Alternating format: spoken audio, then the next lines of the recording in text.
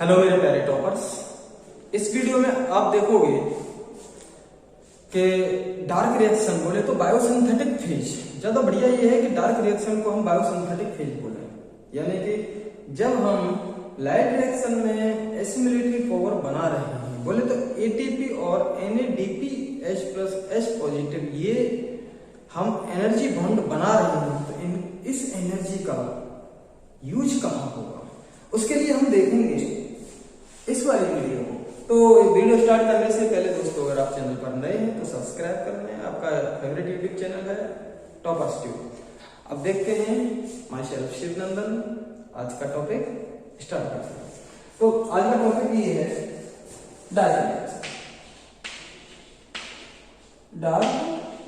Reaction. Dark reaction it is independent of light. It is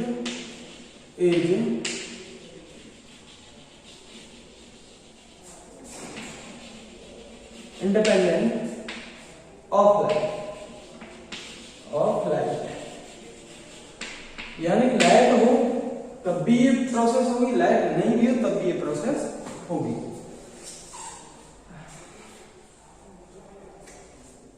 ये जो है also called biosynthetic phase, also called biosynthetic phase। Dark reaction को दूसरी dark phase या dark reaction को दूसरी फेज हम क्या कह सकते हैं? Biosynthetic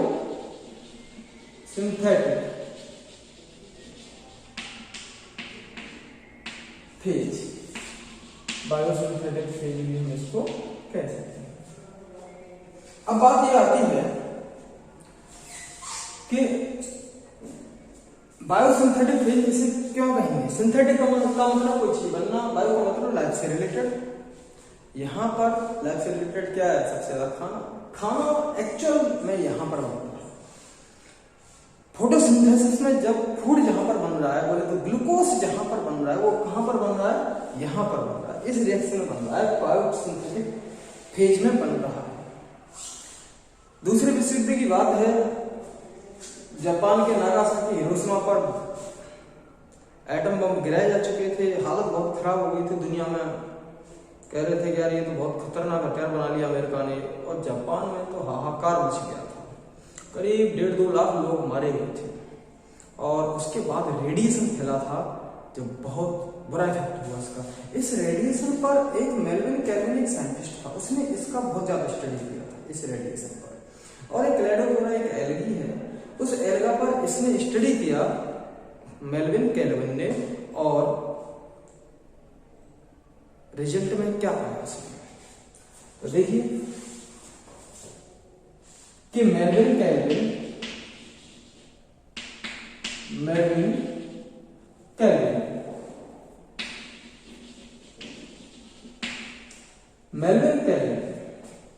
and his coworkers,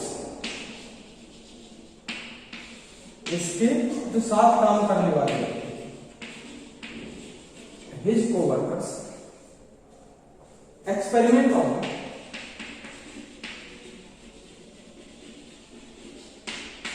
alga. Algae पर एक एल्गी था, एल्गा पर उसने एक्सपेरिमेंट किया एंड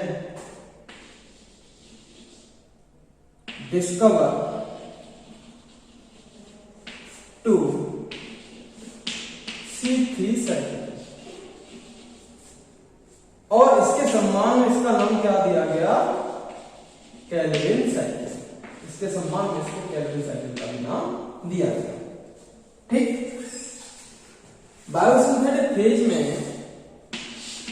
2 तरह की साइकिल होती है, C3 साइकिल, ये इंपॉर्टेंट नोट में लिखना होगा, C3 साइकिल, और एक होती है C4 cycle. C3 cycle, C4 cycle, यानी कि जो फर्स्ट प्रोडक्ट होता है कार्बन डाइऑक्साइड जिसके साथ मिलकर बनेगी, वो जो पहला वाला प्रोडक्ट जो होता है वो 3 कार्बन कंपाउंड होता है C3 साइकिल वाले में, जिनको हम C3 प्लांट्स भी कहते हैं।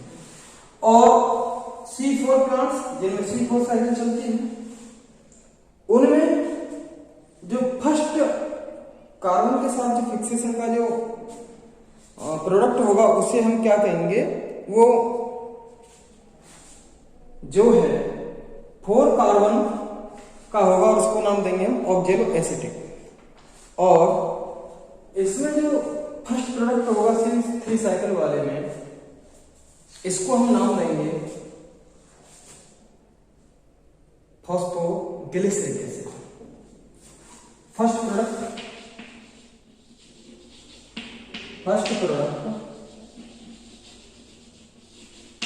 Is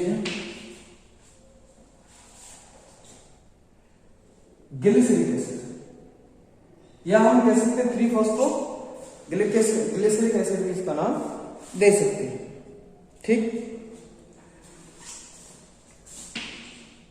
3-फॉस्फोग्लिसरिक acid and this cycle occurs in both C4, C3 and C4 plants। ये साइकिल दोनों प्लांट्स में पाई जाएगी, C3 साइकिल में पाई जाएगी और C4 प्लांट में। बोले तो ऑल प्लांट्स में ये साइकिल C3 साइकिल पाई जाती है। अब देखिए C4 cycle first forming product जो पहले जो बनता है, ऐसे ही पहली बार इसमें फर्स्ट फॉर्मिंग प्रोडक्ट क्या था, 3-फॉस्फोग्लिसरिक एसिड। तो ऐसे इसमें फर्स्ट फॉर्मिंग प्रोडक्ट जो है ऑक्जेलो एसिटिक एसिड है, ऑक्जेलो एसिटिक एसिड। जब ये ऑक्जेलो एसिटिक एसिड है फर्स्ट फॉर्मिंग प्रोडक्ट, तो ये कितने कार्बन कंपाउंड है, ये 4 कार्बन कंपाउंड है, और ये वाला जो था वो 3 कार्बन कंपाउंड है। इसलिए उसके नाम पर पहले वाले प्लांट्स का नाम क्या रखा गया, C3 साइकिल, और दूसरे वाले जो प्लांट्स है उनका क्या नाम रखा गया, C4 साइकिल। ठीक, तो यहां पर ये बात आप क्लियर देख लेना कि ये 3 कार्बन कंपाउंड है। ये बात यहां पे मैं नीचे लिख दूं, दिख नहीं रहा है आपको, मैंने लिखा, तो ये 3 कार्बन कंपाउंड है और ये वाला जो 4 कार्बन कंपाउंड है। ठीक है, अब ये जो साइकिल होती है ओनली C4 प्लांट्स में ही होगी, ओनली C4 प्लांट्स। नाम दिया गया ऐसे प्लांट्स जिनमें सिर्फ C4 साइकिल चलती है। पहला फॉर्मिंग प्रोडक्ट जो बनता है ऑक्जेलो एसिटिक एसिड ही बनता है, वही साइकिल चलती है। C3 साइकिल जिनमें नहीं चलती उन प्लांट्स को C4 प्लांट्स कहते हैं, और C3 प्लांट्स उनको कहते हैं जिनमें C3 साइकिल चलती है। C3 साइकिल हमारे C4 प्लांट्स में ही चलेगी, लेकिन C4 साइकिल C3 प्लांट्स में नहीं चलेगी। ये क्या बात यहाँ पर इंपॉर्टेंट याद कर लेना, C4 साइकिल सिर्फ C4 प्लांट्स में ही चलेगी, C3 प्लांट्स में नहीं चलेगी। और C3 साइकिल C4 प्लांट में भी चलेगी और C3 प्लांट्स में भी चलेगी। ये थोड़ा आप सही कर लेना। ठीक, अब हम पढ़ते हैं C3 साइकिल के बारे में। C3 साइकिल डार्क रिएक्शन में या फिर बायोसिंथेटिक जो रिएक्शन है उसमें 2 तरह की साइकिल चलती हैं, C3 साइकिल और C4 साइकिल में चलती है। अब ये देखेंगे भैया कि C4 साइकिल और C3 साइकिल क्या है। ठीक है, तो पहला वाला जो देख लेते हैं वो क्या है, द केल्विन साइकिल, यानी कि C3 साइकिल। पहली वाली जो हमारी हेडिंग है the Calvin cycle. Calvin cycle में 3 स्टेज पाई जाती है। ये ऑल फोटोसिंथेटिक प्लांट, यहां पे फिर लिख लेना, मैं फिर लिख रहा हूं, ये सारे फोटोसिंथेटिक प्लांट में चलती है। ऑल फोटोसिंथेटिक प्लांट्स में ये साइकिल चलेगी। इसमें 3 स्टेप होती है, 3 स्टेप होती है। पहला वाला है कार्बोक्सिलेशन, पहले वाली स्टेप। कार्बोक्सिलेशन में क्या होता है, एक भाई बाहर से स्टोमेटा के थ्रू क्या आ गई, कार्बन डाइऑक्साइड आएगी। अच्छा, इसको कौन रिसीव करता है, इसको जो रिसीव करता है वो किसके साथ मिलेगी, कौन रिसीव करेगा, RUBP, इसको लेता है। तो ये R यहां पर थोड़ा सा ये देख रहे हैं, RUBP है। RUBP का नाम है राइबोलेज बाइफॉस्फेट, राइबोलेज बाइफॉस्फेट। RUBP पहले से है, ये कितने कार्बन कंपाउंड है, 5 कार्बन कंपाउंड है। और एक जो कार्बन डाइऑक्साइड है जो हमारे एटमॉस्फेयर से आई है वो इसके साथ मिलेगी, इसके साथ मिलेगी तो कितने कार्बन कंपाउंड बनेगा, एक ये है 5 वाला, ये 6 कार्बन कंपाउंड बनेगा। जो ये 6 कार्बन कंपाउंड बनने की अपेक्षा तुरंत 3-3 कार्बन कंपाउंड वाले 2 कंपाउंड में बदल जाता है। जो मैंने क्या लिखवाया था कैल्विन साइकिल में, फर्स्ट फॉर्मिंग प्रोडक्ट क्या है, 3-फॉस्फोग्लिसरिक एसिड। तो 2 बनेंगे 3-फॉस्फोग्लिसरिक एसिड। 3-फॉस्फोग्लिसरिक एसिड के 2 मॉलिक्यूल बने। ये 3-फॉस्फोग्लिसरिक एसिड कितने कार्बन कंपाउंड है, 3 कार्बन कंपाउंड। तो 3-3 कार्बन कंपाउंड वाले 2 बने, क्योंकि जब तो 6 हुए, एक कार्बन यहां से, एक कार्बन वाला यहां से, तो हमारे कितने हुए, 6 कार्बन के 2 बने। अब ये क्या करेंगे, इस प्रोसेस को हम क्या कहते हैं, प्रोसेस नंबर फर्स्ट क्या है, carboxylation. Carboxylation process number first. तो यहां पे लिखेंगे, एक और बात यहां पर मैं बता दूं कि कार्बन डाइऑक्साइड RUBP के साथ मिल रहा है, एक एंजाइम की हेल्प से मिलता है जिसका नाम है रूबिस्को एंजाइम, उसे याद रखें। चलो मैं बता देता हूं, carbon dioxide attached with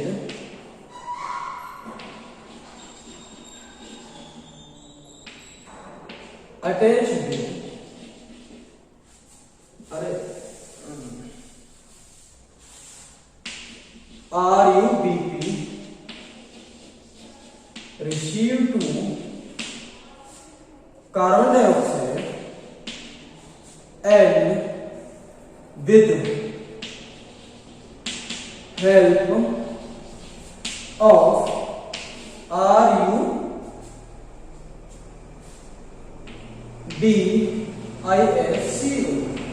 rubisco enzyme. Rubisco enzyme की हेल्प से RUBP कार्बन डाइऑक्साइड को रिसीव कर लेगा, रूबिस्को एंजाइम की हेल्प से। अब ये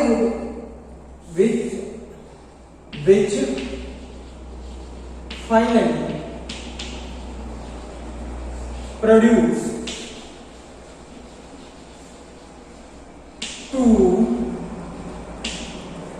3 कार्बन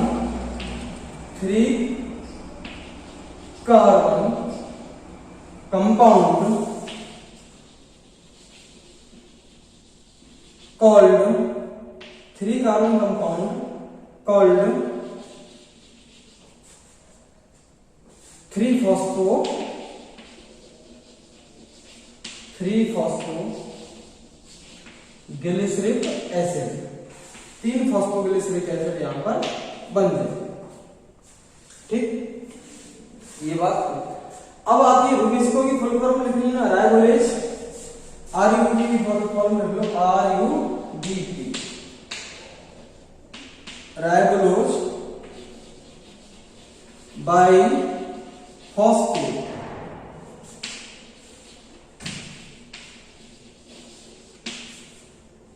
RUBP की फुल फॉर्म है राइबोलेज बाइफॉस्फेट, ठीक। ये RUBP की फुल फॉर्म हो जाएगी। एक्सपेंड करना चाहे तो रूबिस्को का एक्सपेंड करना चाहे तो रूबिस्को लिख लेना।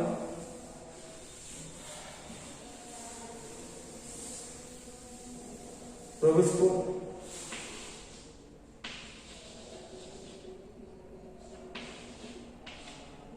रुबिस्को ये है। राइबोलेज, रुबिस्को की जो फुल फॉर्म आती है ribulose biphosphate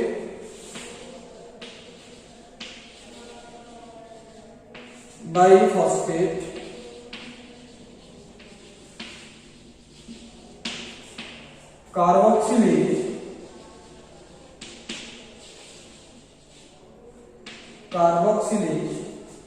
oxygenase. Ribulose biphosphate carboxylase oxygenase, ये रुबिस्को की फुल फॉर्म है। आप इनको लिख लेना, ठीक। तो चाहो तो स्क्रीनशॉट ले लो, ऐसे साफ कर लूं पहले वाली प्रोसेस को। दूसरी वाली प्रोसेस स्टार्ट होगी वो हमारी कौन सी होगी? रिडक्शन वाली। तो दूसरी वाली रिडक्शन वाली प्रोसेस हमारी स्टार्ट होगी। यहाँ के बाद आगे की घटना क्या होगी ये देखेंगे। पहली वाली प्रोसेस हो गई है कार्बोक्सिलेशन, यहाँ डाल दिया, यहाँ पे कार्बोक्सिलेशन हुआ। दूसरा वाला क्या होगा? रिडक्शन। रिडक्शन में क्या होगा? यहाँ पर दो एटीपी के मॉलिक्यूल लिए जाएंगे, दो NADP H+H पॉजिटिव, इसके मॉलिक्यूल यहां पर लिए, ठीक। दो एटीपी के मॉलिक्यूल लिए जा रहे हैं, दो NADP के मॉलिक्यूल लिए जा रहे हैं। तो क्या निकलेगा यहां से? दो ADP प्लस इनऑर्गेनिक फॉस्फेट, और इससे क्या निकलेगा? दो NADP, ये निकलेगा। तो यानी कि हमने दो एटीपी को यूज कर लिया है जो, और दो NADPH पॉजिटिव को यूज कर लिया है। यूज करने के बाद उसके बाद ये क्या बनेगा? ये यहां से एनर्जी लेने के बाद ट्राइबोस फॉस्फेट बनेगा, ट्राइबोस फॉस्फेट बनेगा। और साथ में क्या निकलेगा? यहां से साथ में क्या निकलेगा? एक कार्बन रिड्यूस होकर निकलेगा CH2A फॉर्म, पहला कार्बन रिड्यूस होकर निकलेगा, ठीक। तो इस प्रोसेस को हम क्या कहेंगे? रिडक्शन कहते हैं, कि रिड्यूस कर दिया, कोई चीज रिड्यूस कर दिया। अब हमारा जो आता है, जब एक कार्बन यहां पर रिड्यूस हो गया तो ट्राइबोस फॉस्फेट कितना बनेगा? 5 कार्बन कंपाउंड का बनेगा कि नहीं बनेगा? अब इसके साथ ये फिर तीसरी वाली जो प्रोसेस आएगी उसे हम क्या कहेंगे? रीजनरेशन का मतलब हमें क्या बनाना है? RUBP बनाना है कि नहीं? तो RUBP बनाना है, ये वाला। तो रीजनरेशन की प्रोसेस यहां पर होगी। रीजनरेशन का मतलब ये जो बनेगा उसमें एक ATP यूज किया जाएगा, एक ATP को लेकर, ये एक ATP जब इसकी एनर्जी यूज करनी जाएगी तो क्या बनेगा? ये ADP प्लस IP, और ये फिर कहां क्या बनेगा? ये राइबोलेज बाइफॉस्फेट बनेगा। ये वाली जो हमारी जो प्रोसेस है सेकेंड वाली, ये जो प्रोसेस है इसको हम क्या कहेंगे? रिडक्शन, सेकेंड वाली प्रोसेस। और थर्ड वाली प्रोसेस है इसको हम क्या कहते हैं? रीजनरेशन, ठीक। रीजनरेशन होने के बाद एक एटीपी से रीजनरेट होगा ये, और किसमें कन्वर्ट हो जाएगा? 5 कार्बन राइबोलेज बाइफॉस्फेट में कन्वर्ट हो जाएगा। अब एक केल्विन साइकिल चली हमारी, एक C3 साइकिल चली, और उसमें हमें क्या मिला? यही तो प्रोडक्ट मिला। क्या क्या यूज किया गया? एक एटीपी यहां पर यूज हो रहा है, दो एटीपी वहां पर यूज हो रहे हैं, एक बार 3 एटीपी यूज होंगे, 3 एटीपी यूज हुए हैं, और 2 NADP H+H पॉजिटिव यूज हुए। और क्या बना है पहली वाली में? पहली यहां पर कर दो उसे थोड़ा ATP कर, और पहली वाली में क्या लगा हुआ? CH2A फॉर्म में मिला। फर्स्ट साइकिल कंप्लीट हो गई, फर्स्ट साइकिल कंप्लीट। लेकिन हमें बनाना तो ग्लूकोज है, इससे थोड़ा ना काम चलेगा। तो सेकंड साइकिल चलाएंगे, सेम साइकिल चलेगी, अगले वाले CO2 को ये रिसीव करेगी, फिर ये 2 2-फॉस्फोग्लिसरेट या 2-फॉस्फोग्लिसरिक एसिड बनेगा, ये फिर 2 एटीपी उनको लेगा और ट्राइओस बनेगा, एक CH2 फिर अगले वाले में निकलेगा। तो दूसरा CH2 भी अगर निकल रहा है तो पहले वाले CH2 को मिला दूसरी बार भी CH2 निकल जाएगा, फिर दूसरी बार में भी कितने हो जाएंगे, 3 एटीपी हो रहे थे, 3 एटीपी इसमें भी यूज हो जाएंगे। तीसरी, पहले इसको मैं कंप्लीट कर देता हूं। तीसरी बार साइकिल चलेगी, तीसरी बार में CH2 निकलेगा, चौथी बार साइकिल चलेगी, चौथी बार में CH2 रिड्यूस होगा, फिफ्थ वाली साइकिल चलेगी, फिफ्थ वाली में भी CH2 रिड्यूस होगा, सिक्स वाली चलेगी, सिक्स वाली में भी CH2 रिड्यूस होगा। तो कितने, अब यहां पर देखिए 6 के बाद 6 टाइम जब साइकिल कंप्लीट हो जाती है कैल्विन साइकिल, तो कार्बन के कितने हैं मॉलिक्यूल, कार्बन के कितने सॉरी एटम हैं, 1 2 3 4 5 6 कार्बन के हो गए C6, और हाइड्रोजन के कितने हैं, 2 4 6 8 10 12, हाइड्रोजन के 12 हो गए, और ऑक्सीजन के कितने 1 2 3 4 5 6, ऑक्सीजन के 6 हो गए। तो ये क्या बन गया है हमारा, ग्लूकोज बन गया।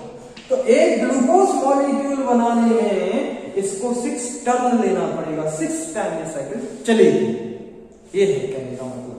और 6 बार ये जब ये साइकिल चलेगी तो 6 का मल्टीप्लाई कर रहे हैं इससे, तो टोटल एटीपी कितने कंज्यूम होंगे, 18 एटीपी कंज्यूम होंगे, और टोटल एनएडीपीएच कितने कंज्यूम होंगे, 12 कंज्यूम होंगे। तो ये हमारे खर्चा आएगा।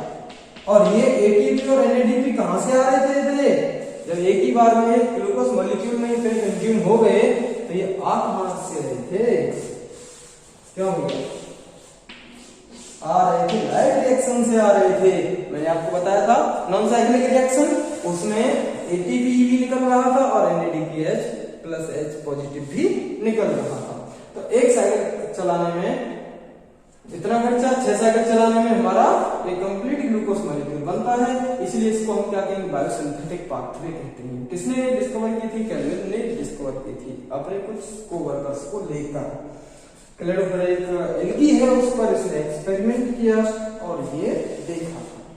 ठीक, तो ये हमारी C3 साइकिल कंप्लीट हो गई है, और जितने भी सारे प्लांट्स हैं उन प्लांट्स में ये साइकिल पाई जाती है, C3 साइकिल।